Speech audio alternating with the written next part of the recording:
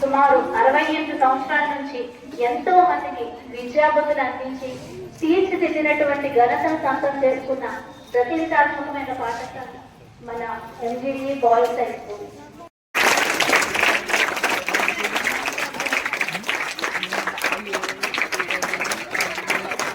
Thank you sir.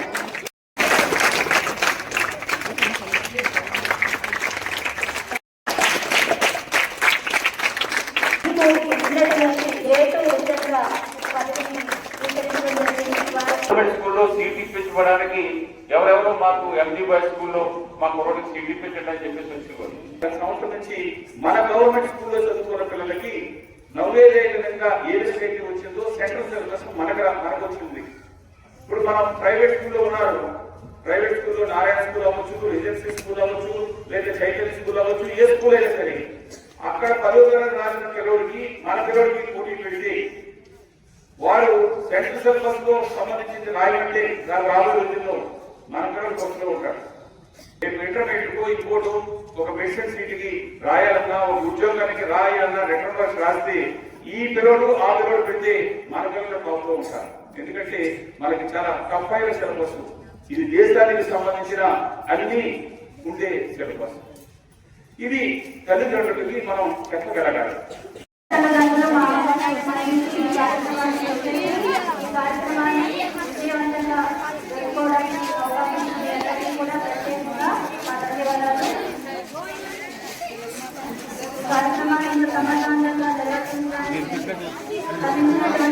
మా పాఠశాలని ప్రతి ఒక్క ఉపాధ్యాయులు కూడా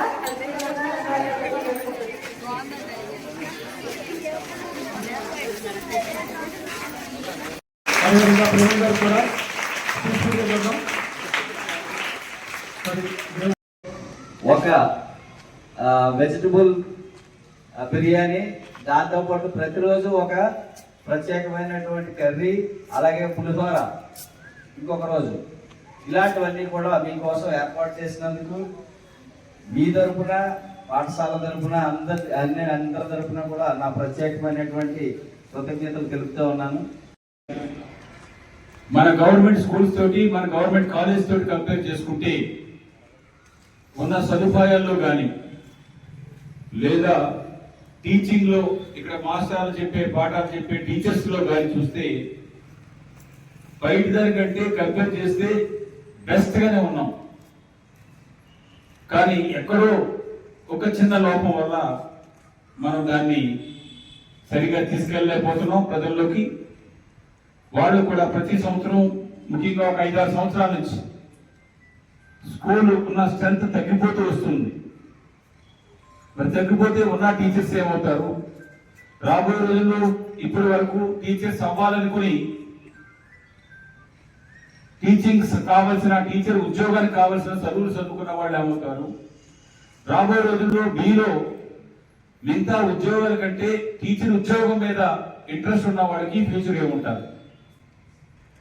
వెన్నాట్ల మీద చాలా సందర్భాల్లో మాట్లాడుకుంటూ ఎప్పటికప్పటికి ఏదైనా కష్టం వస్తేనే మీరు కానీ నేను కానీ మాట్లాడుతూ టెంపరీగా అప్పుడు సమస్యను మనం సాల్వ్ చేసుకుంటూ వెళ్తున్నాం. అక్కడ మెటీరియల్ ఎవరైనా మిస్యూజ్ చేస్తున్నారా అదంతా కూడా చూస్తాను. నేను చూడకపోతే నా భార్య చూస్తాను ఇంటి దగ్గర ఉండి. అంత సిస్టమేటిక్ 100 మంది ముందుకు వచ్చేవాళ్ళు చాలా మంది ఉంటూ ఉన్నారు. వాళ్ళందరి చేత సహాయాన్ని అందించడానికి మనం చేద్దాం.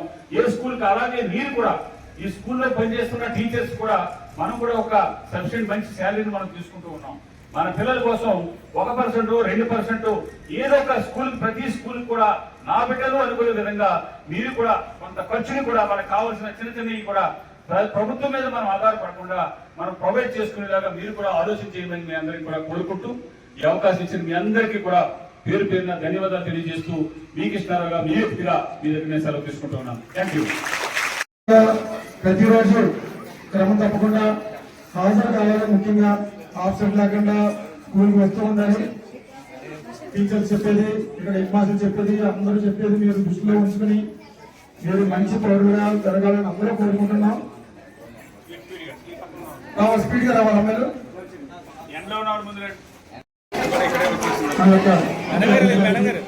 ప్రత్యేక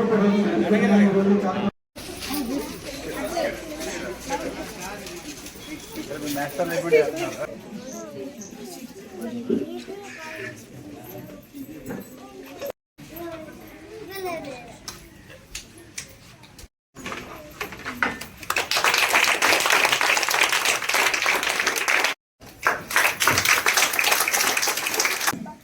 సడన్ గా ఎంటర్ అయ్యేప్పటికీ ఈ ప్రపోజల్ వస్తే ఇదేంటి సార్, గవర్నమెంట్ స్కూల్ క్లోజ్ చేసేసి మొత్తం ప్రైవేట్లో చదువుకోండి, మీరు 100 రూపాయలు ఖర్చు అవుతుంటే 50 రూపాయలు 75 రూపాయలు మేము ఇచ్చేస్తామని అంటే ప్రైవేట్ వాళ్ళు 100 ఉన్నదాన్ని 400 చేసేస్తారు.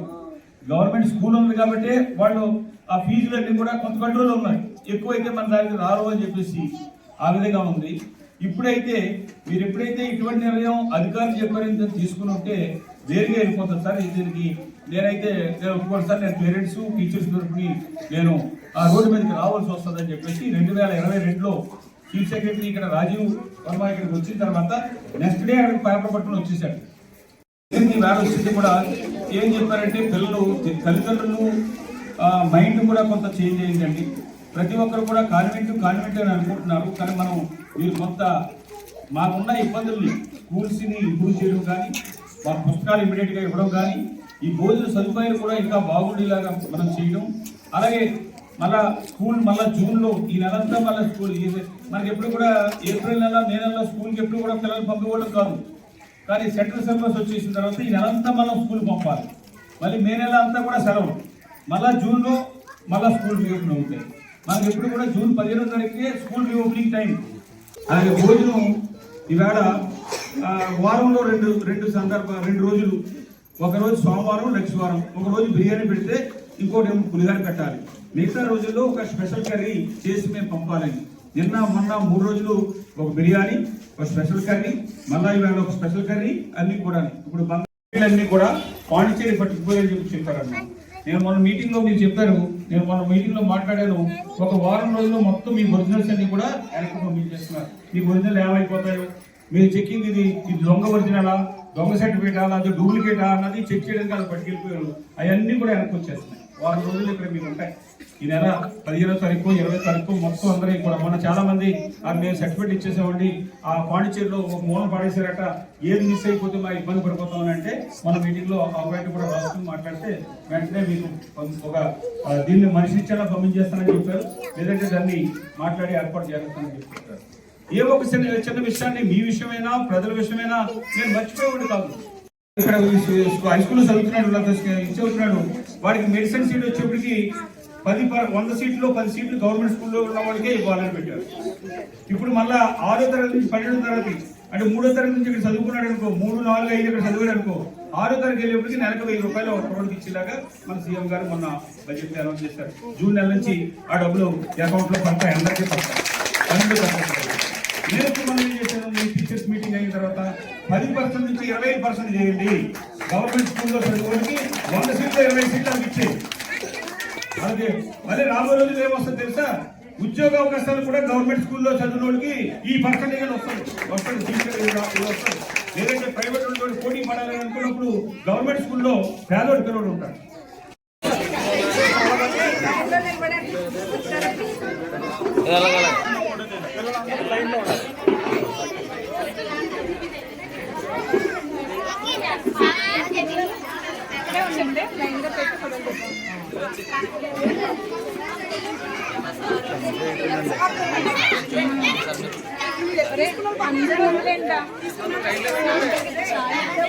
కొంచెం గ్యాప్